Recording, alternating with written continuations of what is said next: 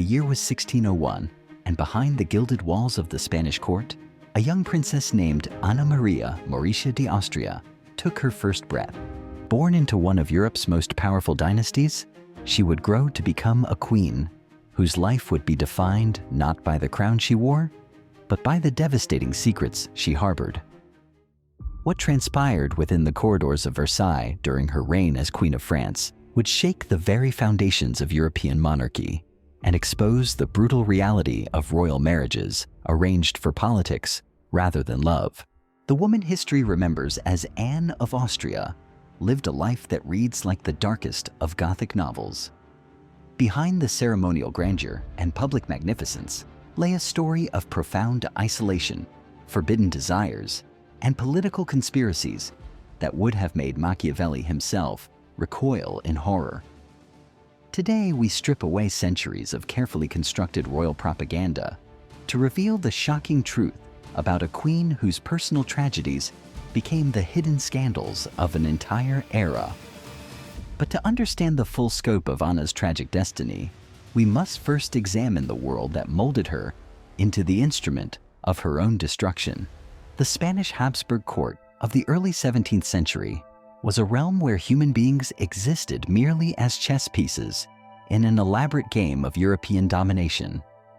Children of royal blood were commodities to be traded, their marriages negotiated before they could even walk. Ana's fate was sealed when she was barely 11 years old to Louis XIII of France in a diplomatic arrangement designed to strengthen the alliance between two Catholic powers locked in struggle against Protestant forces across the continent. This was not marriage as we understand it today, but rather a calculated merger of dynasties where personal happiness was not merely irrelevant, but actively dangerous to state interests. The Spanish court that raised Ana operated under the rigid etiquette of the Habsburg ceremonial system, where every gesture, every word, every breath was choreographed according to ancient protocols that prioritized royal dignity above human emotion. She learned early that her feelings, her desires, her very identity mattered less than the political advantages her bloodline could provide. The journey from Madrid to Paris in 1615 transformed 14-year-old Ana from Spanish princess to French queen, but it also marked the beginning of her complete isolation from everything familiar. Contemporary accounts describe a young woman of striking beauty, with the characteristic Habsburg features softened by her mother's Austrian lineage. She possessed dark eyes that courtiers noted seemed perpetually melancholy, as if she instinctively understood the prison that awaited her in France. Her education had been thoroughly Spanish and deeply Catholic, preparing her for a life of pious submission that would prove catastrophically unsuited to the treacherous waters of French court politics. The wedding ceremony at Bordeaux was a masterpiece of diplomatic theater, attended by representatives from across Europe who came to witness this symbolic union between two great powers. But behind the elaborate pageantry, those closest to the royal couple observed troubling signs of what was to come. Louis XIII, himself only 14, displayed an awkwardness around his bride that went beyond typical adolescent shyness. Palace records hint at deeper issues that would plague their marriage from its very beginning, problems that courtiers dared not speak aloud, but which would echo through the halls of the Louvre for decades to come. The French court Ana entered was a snake pit of competing interests, where Spanish blood made her automatically suspect to many who viewed her as a potential spy for her brother, Philip IV of Spain. The political reality of 17th century Europe meant that royal marriages were always viewed through the lens of national security, and Ana's every action would be scrutinized for signs of divided loyalty. She found herself caught between two identities, too Spanish for the French, and increasingly estranged from the homeland she could never again call home. Cardinal Richelieu, the power behind Louis's throne, watched Ana with particular suspicion. The cardinal understood that royal wives could become focal points for opposition to his policies, especially wives with foreign connections who might serve as rallying points for those who opposed his increasingly centralized control over French governance. From her earliest days in France, Ana found herself under constant surveillance, her correspondence monitored, her visitors carefully noted. Her every movement reported to the cardinal's extensive network of informants. The most devastating aspect of Ana's position was her relationship with her husband, King Louis XIII. What should have been the central bond of her life instead became its greatest source of torment. Contemporary observers noted that Louis displayed an unusual reluctance to fulfill the basic expectations of royal marriage. Months passed without the couple sharing intimate moments, leading to whispered speculation throughout the court about the king's capacity or inclination to produce an heir. This failure to consummate their union properly became not merely a personal humiliation for Ana, but a matter of state security. As France desperately needed legitimate succession to ensure political stability, the psychological toll of this situation cannot be overstated. Ana had been raised with the understanding that her primary purpose was to bear children who would continue royal bloodlines and strengthen diplomatic alliances. Her inability to fulfill this fundamental expectation through no fault of her own transformed her from a valuable political asset into what many courtiers began to view as a liability. The French court, never known for its kindness to those who fell from favor, began treating their queen with a coldness that bordered on cruelty. Palace life became an elaborate performance where Ana had to maintain the facade of a happy marriage while privately enduring rejection and isolation. She threw herself into religious observance, spending hours in prayer and developing a reputation for piety that served as both genuine spiritual comfort and protective camouflage. Her apartments became a refuge where she surrounded herself with Spanish attendants who provided the only warmth and familiarity available to her in an increasingly hostile environment. But even these small comforts were viewed with suspicion by Richelieu's agents, who saw in Ana's Spanish household a potential center of foreign influence. The cardinal systematically worked to remove her most trusted servants, replacing them with French attendants whose loyalty lay with the crown rather than with their mistress. This campaign of isolation was carefully orchestrated to ensure that Ana could never develop the independent power base that might challenge royal policies or serve Spanish interests. The birth of the future Louis XIV in 1638, after 23 years of marriage, should have vindicated Ana and secured her position at court. Instead, it raised new questions that would haunt her for the rest of her life. The timing of the conception, coming after such a long period of marital difficulties, led to whispered speculation about the child's paternity that Ana could never entirely escape. Even this moment of apparent triumph became tainted by suspicion and gossip that followed her to the grave. The scandals that would define Ana's reign as Queen Mother were already taking shape during these early years of her marriage. Her emotional starvation, her husband's neglect, and her isolation from Spanish family members created vulnerabilities that would eventually explode into the political crises that made her one of history's most controversial queens. The stage was being set for revelations about forbidden relationships, secret correspondences, and political intrigues that would shake the French monarchy to its foundations and transform Ana from tragic figure into one of the most scandalous women of her generation. What emerges from this careful examination of Ana's early years in France is not the portrait of a scheming foreign queen that her enemies would later paint, but rather the tragedy of a young woman systematically destroyed by the very system that claimed to elevate her. Her scandals, when they finally erupted, were not the products of inherent wickedness, but rather the inevitable consequences of a human being pushed beyond the limits of endurance by forces entirely beyond her control. The transformation from victimized queen to scandalous figure began with what appeared to be an act of simple human kindness. In 1640, when Ana first encountered the Duke of Buckingham during his diplomatic mission to Paris, courtiers noted an immediate change in the queen's demeanor. After decades of emotional deprivation, she found herself in the presence of a man who treated her not as a political pawn, but as a woman worthy of attention and respect. The Duke, young and charming with the confidence that comes from English noble breeding, represented everything her marriage had failed to provide: What started as innocent conversation during state functions gradually evolved into something far more dangerous. Palace servants reported hushed meetings in secluded alcoves, meaningful glances exchanged during formal ceremonies, and letters passed through intermediaries with a frequency that raised eyebrows among those whose job it was to monitor such things. Ana, starved for genuine human connection after 2 decades of isolation, found herself drawn into what would become the first of several relationships that would define her scandalous reputation. The affair with Buckingham was conducted with the elaborate secrecy that only a royal court could provide. Coded messages were embedded in seemingly innocent discussions about art and literature. Meetings were arranged through trusted servants who had learned to navigate the labyrinthine passages of the Louvre without detection.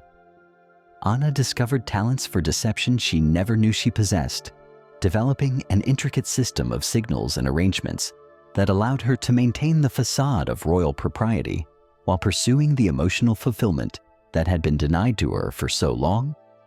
But Cardinal Richelieu's network of spies was more extensive than Ana realized. Her secret correspondence was intercepted, her movements tracked, her servants interrogated with methods that would have impressed the Spanish Inquisition. The cardinal, ever the master of political calculation, chose not to expose the affair immediately, but rather to use it as leverage against both the Queen and her English lover. This was blackmail elevated to an art form, where the threat of exposure became more powerful than exposure itself. The psychological pressure of living under such scrutiny while maintaining her dangerous liaison began to take its toll on Ana's mental state. Court physicians noted increasing episodes of what they termed melancholia, periods where the Queen would withdraw from public appearances and remain sequestered in her private chambers. Modern analysis suggests she was suffering from what we would recognize as severe anxiety and depression, the inevitable result of trying to reconcile her public role with her private desires while constantly fearing discovery and disgrace. When Buckingham's diplomatic mission concluded and he returned to England, Ana faced a devastating emotional crisis. The man who had provided her only source of genuine affection was gone, possibly forever, leaving her once again trapped in a loveless marriage and hostile court environment. Her letters from this period, discovered centuries later in private archives, reveal the depth of her despair. She wrote of feeling like a ghost, haunting her own life, going through the motions of queenship while feeling spiritually dead inside. The end of the Buckingham affair might have marked a return to the quiet desperation that had characterized her early years in France, but Ana had been fundamentally changed by the experience. Having tasted emotional fulfillment, she found it impossible to return to complete resignation.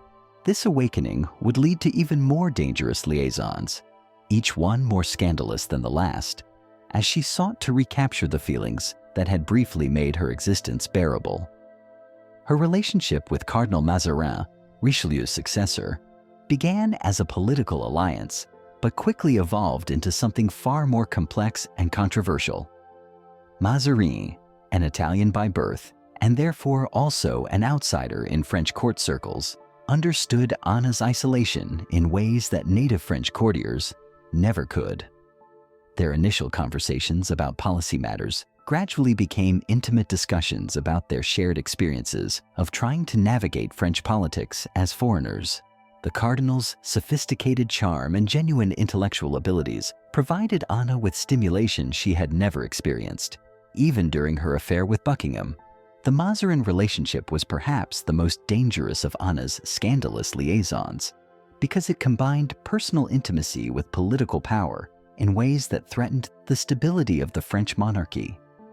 As Queen Mother and Regent for her young son, Ana wielded unprecedented authority. But her emotional dependence on Mazarin created vulnerabilities that her enemies were quick to exploit. Rumors spread that the cardinal was manipulating French policy through his influence over the Queen's affections, accusations that contained enough truth to be genuinely threatening to both their positions. Palace records from this period reveal the extraordinary lengths to which Ana and Mazarin went to conceal the true nature of their relationship. Official meetings were carefully choreographed to appear purely professional, while their real communication took place through an elaborate network of secret channels that involved trusted servants, coded letters, and midnight rendezvous in hidden chambers within the Louvre. The complexity of their deception suggests not merely an affair, but a partnership that combined genuine affection with shared political ambitions. The most shocking aspect of the Mazarin relationship was its duration and intensity. Unlike her previous liaisons, which had been relatively brief episodes of emotional escape, Ana's connection with the cardinal lasted for years and influenced major decisions of state.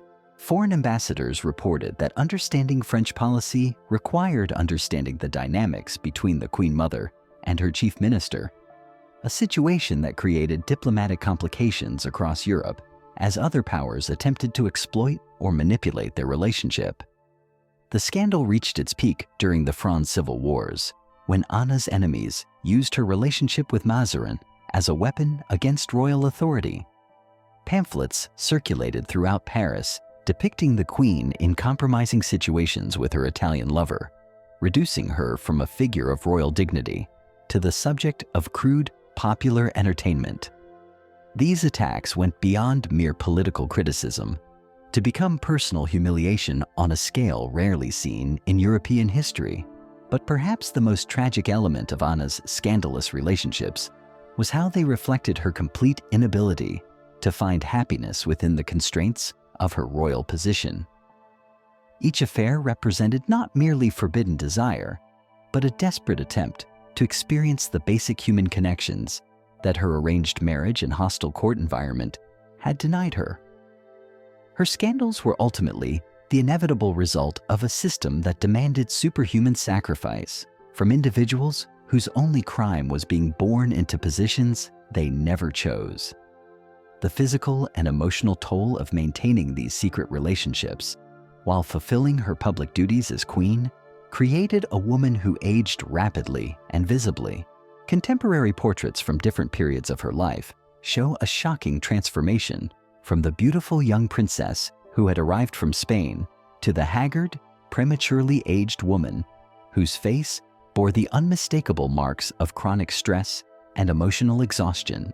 As we reach the end of Ana's extraordinary story, we confront uncomfortable truths about power, sacrifice, and the price of royal blood. The scandals that defined her reign were not the products of moral weakness, but rather the inevitable consequences of a system that demanded impossible choices from those born to wear crowns. Her forbidden relationships, secret correspondences, and political intrigues emerged from a woman's desperate search for humanity within an institution designed to crush individual desire beneath the weight of dynastic obligation. Ana of Austria's legacy reminds us that behind every crown lies a human heart, and that the gilded cages of royal palaces often contain the most tragic prisoners of all. Her story reveals how the pursuit of political power can transform love into a weapon, marriage into a battlefield, and motherhood into a strategic calculation.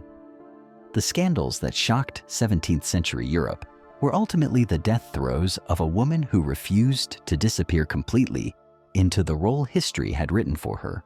In our modern world, where individual happiness is prized above dynastic duty, Ana's tale serves as a haunting reminder of the countless women who sacrificed their lives on the altar of political necessity.